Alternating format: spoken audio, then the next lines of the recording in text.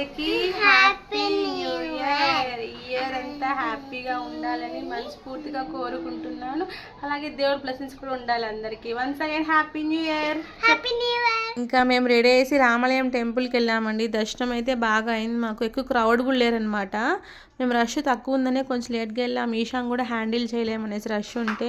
ఇంకా చక్కగా దర్శనం అయింది. సీతారాములు దర్శించుకున్న మనసు కొంచెం ప్రశాంతంగా అనిపించింది.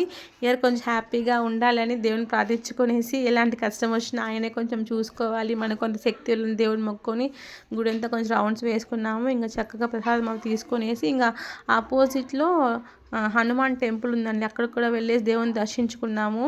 ఇంకా సరే అనేసి ఇంకా అప్పటికే కొంచెం లేట్ అయిపోయింది, మాకు ఆఫ్టర్నూన్ లంచ్ టైం అయిపోయింది అనమాట. సరే ఇంకా హనుమాన్ టెంపుల్కి వెళ్ళేసి కొంతసేపు ఉండేసి ఇంకా మన ఆఫ్టర్నూన్ లంచ్కి గోబీ రైస్ తెచ్చుకున్నాం బయట నుంచి. ఇంకా మీరేం తెచ్చుకున్నారు? ఈరోజు న్యూ ఇయర్ ప్లాన్స్ ఎలా ఉన్నాయి? మీకు కింద కమెంట్ చేయండి. That's it today vlog. Thank you.